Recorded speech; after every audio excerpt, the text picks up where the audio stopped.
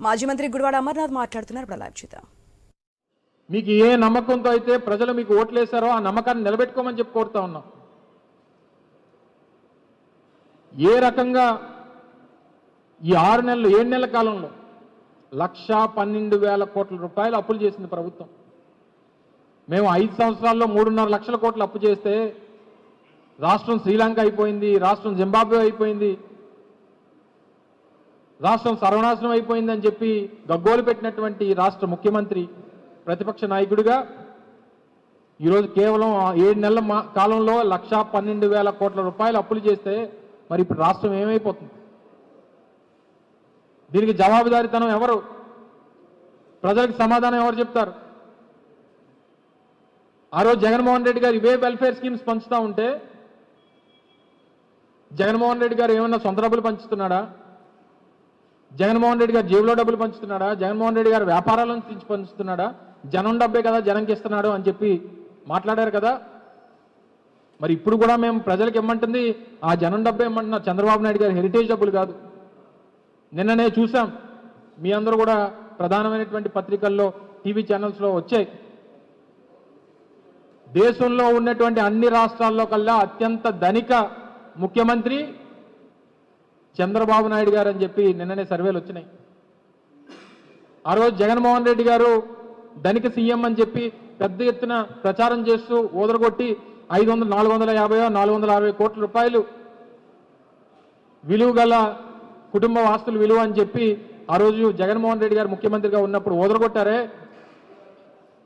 మరి ఈరోజు దేశంలో అత్యంత ధనిక సీఎం చంద్రబాబు నాయుడు గారు 930 960 కోట్ల రూపాయలు ఆస్తులు విలువ కలిగినటువంటి ముఖ్యమంత్రి చంద్రబాబు నాయుడు గారు అని చెప్పి నిన్ననే సర్వేలు వచ్చినాయి.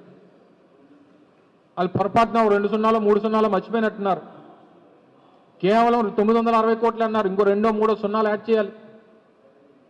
2 ఎకరాలతో మొదలుపెట్టినటువంటి చంద్రబాబు నాయుడు గారు ఈరోజు ఆ స్థాయికి ఏ రకంగా వెళ్ళారో ప్రజలకు సమాధానం చెప్పాలి. మరి మీరు ఈరోజు ధనిక సీఎం అని చెప్పి దేశం అంతా చూస్తూ ఉంది. మరి ప్రజలకు మీరు ఇచ్చినటువంటి హామీలు మీ డబ్బు నుంచి ఇస్తారా, లేదా ప్రభుత్వం డబ్బు నుంచి ఇస్తారా, లేదా మీరు అప్పు చేసినటువంటి డబ్బు నుంచి ఇస్తారా? ఈరోజు ప్రజలందరూ కూడా ఎదురు చూస్తూ ఉన్నారు. ప్రభుత్వం సూపర్ 6 చెప్పిన పథకాల్లో ఇప్పటికీ గడిచినటువంటి ఈ 7 మాసాల్లో, 7 మాసాలంటే రేపు 4వ తారీఖుకి 7 మాసాలు పూర్తవుతుంది. 6 మాసాల్లో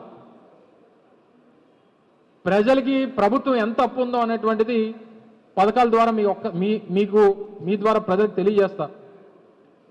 ఆడబిడ్డ నిధి అని చెప్పి ఒక పథకం చెప్పారు. ఇందాక మీకు చెప్పినట్టు 18 సంవత్సరాలు నిన్నటువంటి మహిళలకి నెలకి 1,500 రూపాయలు చొప్పున ఇస్తామని చెప్పి ఎన్నికల్లో ఇచ్చినటువంటి హామీ. ఈ రాష్ట్రంలో 18 సంవత్సరాలు నిన్నటువంటి మహిళలు 2 కోట్ల మంది ఉన్నారు. అంటే నెలకి 1,500 రూపాయలు చొప్పున 2 కోట్ల మందికి యావరేజ్ నెలకి 3,000 కోట్లు. అంటే 6 నెలలకి ఎంత బకాయి ఉన్నాడు?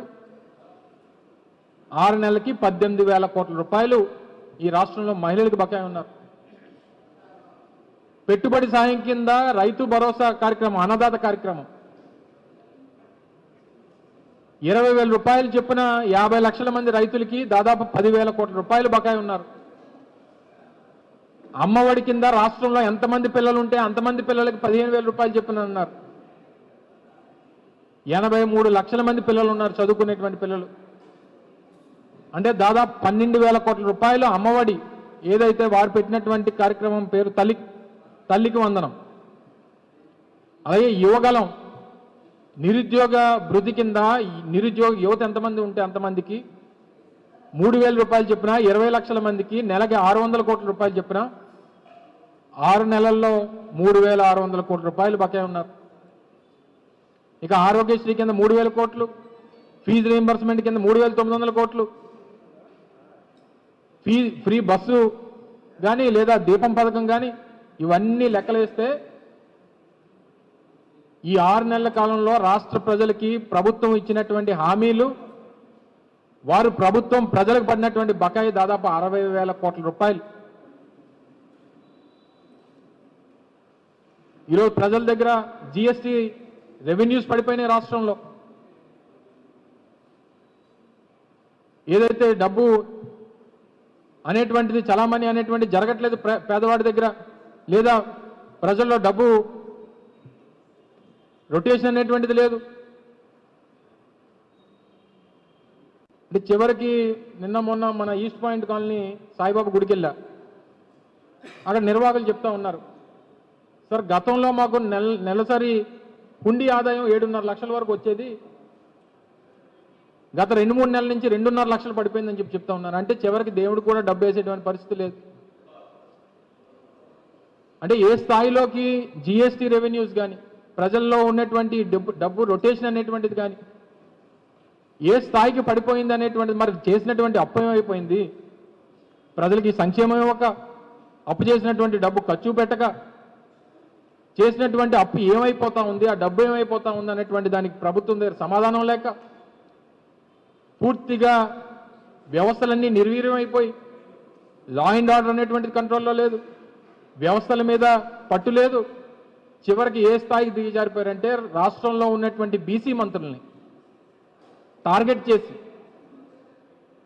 మొన్న సర్దార్ గౌతులచ్చన్న కార్యక్రమానికి సంబంధించి మా మాజీ మంత్రి జోగి రమేష్ గారిని ఆ అసోసియేషన్ ఇన్వైట్ చేస్తుందని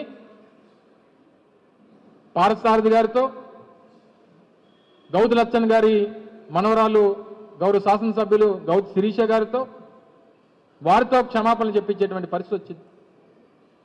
మొన్న ఉత్తరాంధ్ర ప్రాంతానికి చెందినటువంటి ఒక మంత్రి ఎయిర్పోర్ట్లో మా శాసనమండలి ప్రతిపక్ష నాయకులు బొత్స సత్యనారాయణ గారికి ఎదురుపడ్డారని, పరస్పరం నమస్కారం చేసుకున్నారని చెప్పి ఆయనతో నిన్న సమాధానం చెప్పించేటువంటి పరిస్థితి తీసుకొని వచ్చారు. అంటే ఏ స్థాయికి వీరు దిగజారిపోయారు అనేటువంటి దానికి ఇవన్నీ ఉదాహరణలు. ఇక చివరికి విశాఖపట్నం విషయానికి వస్తే ఏ రకంగా పూర్తిగా విశాఖపట్నానికి సంబంధించి ఆ రోజు విశాఖపట్నం నుంచి భోగాపురం ఇంటర్నేషనల్ ఎయిర్పోర్ట్కి 6,500 కోట్ల రూపాయలతో ఆ రోజు కేంద్ర ప్రభుత్వాన్ని ఒప్పించి పెద్ద ఎత్తున ఈ ప్రాంతం అభివృద్ధి చెందాలంటే ఆ రోడ్డు చాలా ముఖ్యం అని చెప్పి విశాఖపట్నంలో జరిగినటువంటి గ్లోబల్ ఇన్వెస్ట్మెంట్ సమిట్లో గడ్కరీ గారితో దాన్ని ప్రకటన చేయించి శాంక్షన్ చేయిస్తే అది అతిగతి లేనటువంటి పరిస్థితికి పోయింది. చేసినటువంటి ప్రాజెక్టులను కొనసాగించాలి, తీసుకున్నటువంటి నిర్ణయాలను కొనసాగించాలి, ప్రజలకు ఉపయోగపడేటువంటి ఆలోచనల్ని ముందుకు తీసుకొని వెళ్ళాలి. ఇవన్నీ పక్కన పెడితే విశాఖపట్నం స్టీల్ ప్లాంట్ గురించి మాట్లాడేటువంటి పరిస్థితి లేదు. నిన్న యూనియన్ నాయకులందరూ కూడా గౌరవ పార్లమెంట్ సభ్యుల్ని కలవడానికి వెళ్తే మీకు జీతాలు ఇవ్వట్లేదా అని చెప్పి ఆయన తెలియనట్టు అడుగుతూ ఉంటే ఏం సమాధానం చెప్పమంటారు? రేపు 8వ తారీఖు